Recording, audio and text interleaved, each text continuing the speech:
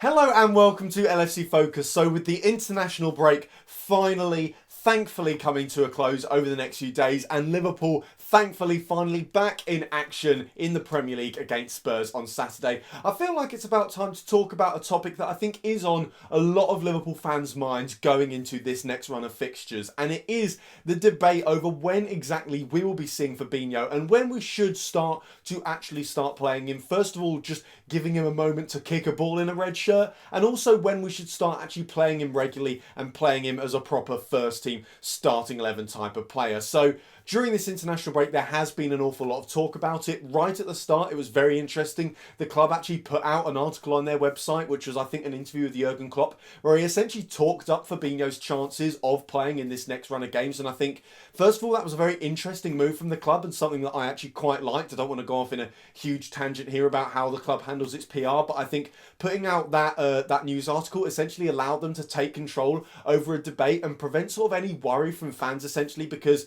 if they don't put that out, then it does start to become a story of when is Fabinho going to play? Is he sort of not impressing the manager in training or anything like that? So I think that was a very smart move, and certainly has helped Liverpool's overall initiative to try and just make sure their portrayal in the media is always of a club that is incredibly well run and is going in the right direction. So that was great. But aside from the whole sort of PR spin of it, I think it was interesting to see him, the way he talked about Fabinho, and the fact that I think it was interesting the way he worded it. He did kind of word it as if he was saying because of the congestion of fixtures that's coming up, because of the fact that from now on until pretty much, I think, January or something like that, regardless of international breaks, if you ignore them, we are pretty much playing every single weekend and every single midweek, especially if we progress in the League Cup as well. So we are obviously going to have a huge amount of fixture congestion between now and the turn of the year. And Jurgen Klopp did seem to be sort of talking it within the context that that would be one of the main reasons that Fabinho would start coming into the side. And obviously as well, you'd expect that he'd start to gradually build up his form, gradually get used to the Liverpool team.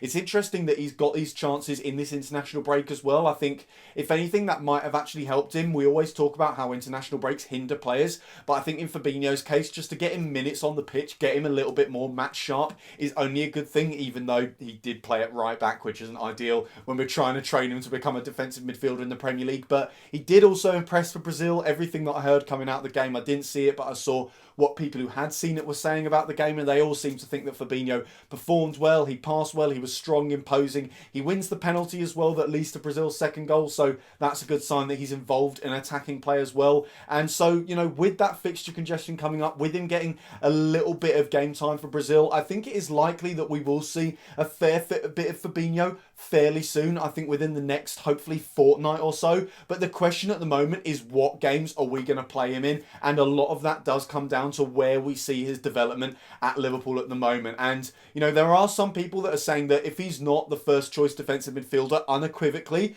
within the next 4 to 6 weeks, then there is a serious problem going on, and that Jurgen Klopp is apparently making a mistake by not doing that. But if you ask me, my personal opinion is that Fabinho should be held back to the absolute degree that Jurgen Klopp thinks he should be held back. And if that means we don't see Fabinho as the first choice number 6 for another few months, then I'm absolutely fine with that, because I think so far Liverpool have got his integration into the team, into the side, into the Premier League way of playing football absolutely spot on. I mean, he did impress in pre-season. I think it was clear there that we haven't bought a dud. So anyone that is wondering about the fact that he's not played and whether that means that he's not impressing in training and the club are worried that they've just bought an awful player by accident, the fact that he did impress in pre-season should hopefully put any doubts about that absolutely to bed. But I do think during pre-season, there were just a few moments where he looked ever so slightly off the pace. He'd misplace a pass, he'd allow something to get away from him, he'd allow a player to go past him or allow a tackle to get away with him or something like that. And, his tackling style does seem to be built around that physical strength and that ability to come in late. Sometimes just not win the ball but make snide fouls or something like that. But it did always feel like he was just ever so slightly off the pace at times. Not in a sense that he was playing badly, he still showed his quality, but just in the sense that, and the perfectly natural sense, that he wasn't quite used to playing at the level required for English football in terms of physicality and also the speed of play required to play in this Liverpool side in what is a very demanding position in central defensive midfield, where you've got to be defensive, you've got to be focused, you've got to keep your eye out to stop counter-attacks and stuff like that, but you've also got to be someone who's triggering the moves going forward, who's playing passes from deep, who's spotting runs. It's a very demanding position. I think it was clear early on that it was going to take a while for Fabinho to adapt to that style of play. And I also think when you look at other examples of players coming into the Premier League from foreign leagues that are, potentially a little bit of a step down, then I think it's clear that throwing them in at the deep end very early on, especially for a top six side, often doesn't actually work out that well. I think the big examples that occur to me at the moment are Fred this season for Man United, who was kind of sort of compared by Man U and Liverpool fans alongside Fabinho. Everyone sort of thought, which is the better signing out of those two? They're similar players. They're both Brazilian midfielders. They arrived around the same time at their respective clubs as well. And I think Fred has really struggled by being thrown in straight by Jose Mourinho. I think he hasn't really taken to the Premier League at all. He looks slow. He looks like he looks worse in terms of skills. And I think a lot of that is not down to the fact that he has low quality in terms of his skill set. I think it is just down to the fact that he's not adapted to the pace of the Premier League. So he has really struggled so far. And I think the really potent example is Bakayoko at Chelsea, because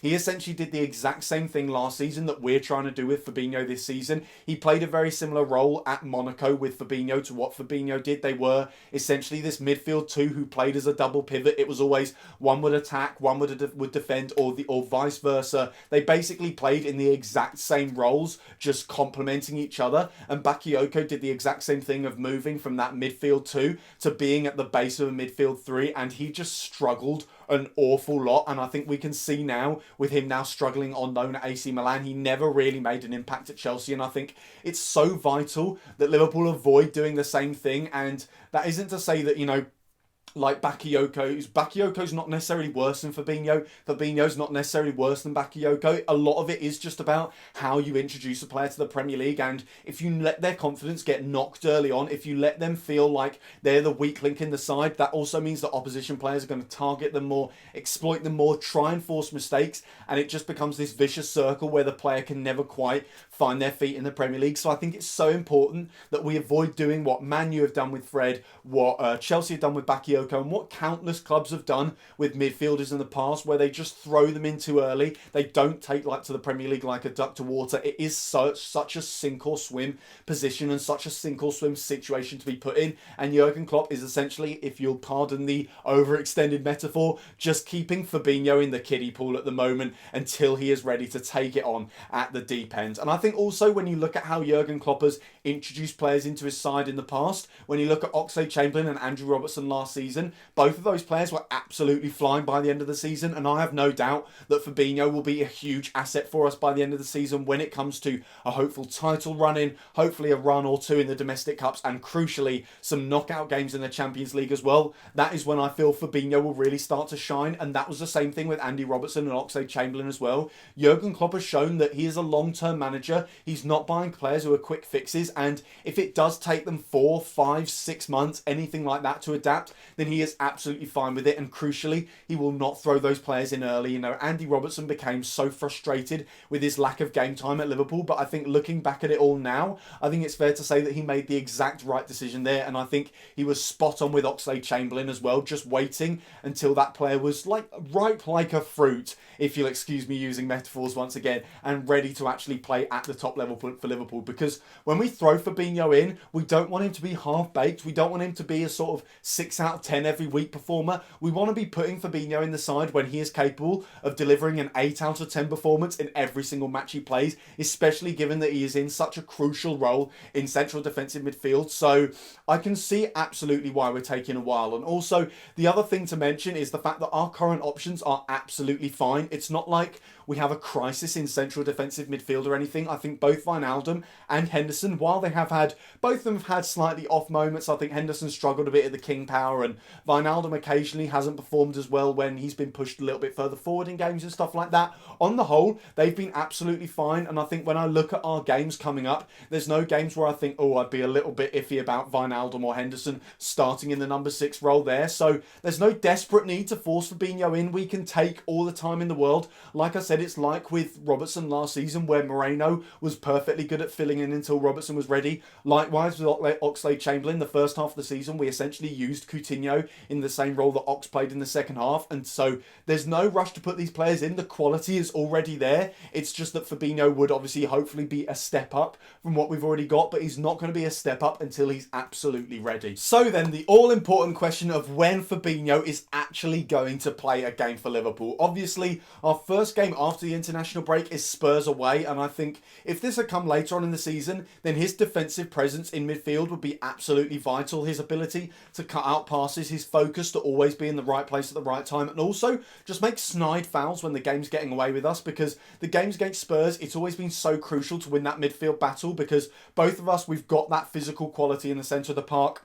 We've got the skill set for the players in the centre of the park. It's always the key area in the game, and I think whoever sort of wins that midfield battle normally wins the game. So Fabinho would be absolutely crucial, and it'd be great to have him. But I just think straight after the international break, especially when he's Brazilian as well. So, I mean, we're even talking about players like Firmino potentially not starting this game, because I think they play in the wee hours of the morning UK time on Wednesday. So they're probably not going to get back at Liverpool until Friday, even if we lay on like a private jet for them or anything like that. So if we're discussing whether or not Firmino should play, someone who is absolutely, you know, bang on form, always fantastic for Liverpool, then I think it would be ridiculous to throw Fabinho in, especially given that it's also one of the toughest games of the season. You know, Spurs are always a difficult side for us to play against. Their style really suits playing against us, and also at Wembley as well, away from home in London as a 12:30 Saturday kickoff. I think it'd be a bit mad to throw Fabinho in. Like I said, he'd be great for this game if he was at full capacity, but I just don't. I think this game comes far too early for him. So the next game, and as I've said, this is where the games start coming thick and fast, and that's where I feel like Fabinho will start to feel he can actually get an opportunity to play in this side. The next game is PSG on the Tuesday night after the Spurs game, and I think a lot of people talk about this as one that you could throw him in because it's a European game, so it's not necessarily going to have the same pace as the Premier League. You'd hope that maybe it would be a little bit less physical and stuff like that, and also he knows PSG from his time at Monaco. He's played against them plenty of times. He's played in a Monaco side that beat them to the French league title, so he knows how to beat these guys. But I also think, with it being against PSG, the first game of the Champions League season, I'd say the first big tie of the Champions League season as well, all eyes are going to be on this match. You know, it's Liverpool's front three against PSG's front three. Both teams are incredibly good and incredibly attacking, and I just feel one slight mistake could get punished so badly. You know, when we think about the mistakes that, not necessarily mistakes, but the small little niggles in his performances in pre-season, like when he misplaces a pass, like when he's a bit late to a tackle and stuff like that. If he makes a small error like that against PSG, it could end up being punished with a goal or something like that, because they are that good, and they are that good at hitting you on the break as well. So as much as I'd love to see Fabinho in this game, and it would sort of make sense with it being against PSG and being on the European stage as well, with the magnitude of the tie and just how much he could get punished for any error he makes, I feel like it would be a tough, really tough game to throw him in. So I can't see Fabinho playing in that game, although there is always a possibility that we could bring him on as a sub, especially if it's like the last 20 minutes and we're 2-0 up and we just want to see out the game and manage the performance and stuff like that. That would certainly make sense to bring Fabinho on there, but I think it would be ridiculous to start him in that match. And then the next game is Southampton at home in the Premier League. This is the game that I think stands out to a lot of people as the one where you think, yeah, that probably makes absolute sense for him to make his debut here. You know, it's a perfect game. It's against slightly lower quality opposition. I mean, I would say no offence to Southampton, but they're not PSG and they're not Spurs. Let's be realistic here. And he'd get a lot more time on the ball. You know, it would also allow him to show his qualities in stopping counter-attacks, because you feel like that's going to be the main way that Southampton will try and score a goal against us. So we'll get to see the real measure of him playing in the number 6 and trying to thwart those attacks from the opponent. But like I said, he'd get more time on the ball. He'd be allowed to spray passes. He'd be able to sort of forge an understanding with his teammates in a situation where he's not going to be under huge pressure to make passes quickly or make dribbles quickly or anything like that. And there's also, you know, slightly less pressure to perform, I guess, because it's not against the PSG or a Spurs. It's not going to be broadcast on telly around the world or anything like that. But the big problem with the Southampton game for me is the fact that I think that game against Chelsea in the League Cup is absolutely perfect for Fabinho. And I think if he hasn't played already, if he hasn't started a game yet for Liverpool, to start him in 2 games in such a short space of time, you know, at the weekend and then in a midweek match as well. I just feel like he won't really have that in his legs yet. I feel like he needs a little bit more match sharpness before we can think about playing him in multiple games in a short space of time. And I just think while that Southampton game would be great for him, the Chelsea game is just absolutely perfect. You know, it will be against lower quality of opposition as well. You know, Chelsea are not going to put out their best side for that game. Absolutely not, because, you know, we're playing them at the weekend afterwards, and that's a huge Premier League tie. I'm not expecting us to put out our first choice side either, but don't get me wrong there. But I just think there's a little bit less pressure to perform there as well. It's the League Cup. It's the kind of game where if we do lose, kind of fine, you know, obviously it's a trophy to win, but if you go out, you have the added benefit of having just a few more days rest in between games, because you don't have to deal with League Cup midweek games. You don't have to deal with that horrible 2-legged semi-final in January or anything like that. So I think the Chelsea game is probably the perfect one to play him in, because not only is it, again, lower quality of opposition, he will have a lot more time on the ball, I think, like he would have done if he played against Southampton, and it also gives us a chance to rest our key players ready for that massive game against Chelsea at the weekend. So if you ask me, we could see some substitute appearances before then, but I think Fabinho will make his Liverpool debut in the starting 11 against Chelsea in the League Cup on the 26th of September. And as for the other big question of when we'll actually see Fabinho, you know, at full capacity for Liverpool, when we will see him playing week in, week out, being our first choice number 6, I wouldn't expect that to happen until around November or December time. You know, a lot of people are going to be clamouring for it sooner. People will probably want to see him in place in that number 6 role by the time we play City at home on October the 7th, I believe it is. I think that's the kind of ideal game where people would want to be seeing him taking up that defensive midfield role. But I still think that's a little bit too early. And I'll bring it back to Oxlade-Chamberlain and Andrew Robertson. When you look at their time frames, neither of them were anywhere near ready for a game in October of that kind of magnitude. And I don't think Fabinho will be any different, despite his reputation and despite the price tag that he commanded when Liverpool bought him. And I think November, December is around the time where Liverpool will really start to need him, because that's when the fixtures start piling up, and it's when the important fixtures start piling up as well. You know, there's no more League Cup midweeks or anything like that. That is the stage where it's all about playing regular Premier League football. And if we want to challenge for the title, we need to be able to rotate our squad without dropping off at all, so we can win pretty much all of the games over that period. Because, you know, if you can rack up points during that crucial period, then you can absolutely run away with it. And we all know that most teams who are top on Christmas Day, other than Liverpool in 2013, that's sadly the only big example, but most teams who are top on Christmas Day tend to win the league. So I think that is when we'll start to see Fabinho really come into his own, really come into the side. And then, as I mentioned earlier, those games in the second half of the season, especially once we get to the crucial stages of the Champions League and the title race, that is where I think we will see the full ability of Fabinho and where he will become Liverpool's undisputed central defensive midfielder. So that is all for today's video. Thank you guys very, very much for watching. I'm sorry there hasn't been much content, but, you know, international break, there isn't really much going on with Liverpool at the moment. But if you did enjoy this video, then why not give it a like? Let me know as well when you think we should be playing Fabinho, whether you agree with me or not that his debut should be in that game against Chelsea in the League Cup. Apart from that, don't forget to subscribe to the YouTube channel as well, as if you're new around here. Check out some of the other videos that have been out on the channel in the past. Don't forget to follow at LFC Focus TV on Twitter, and I'll be back on Wednesday night for the pre-match video for the game against Spurs at Wembley. Bye for now.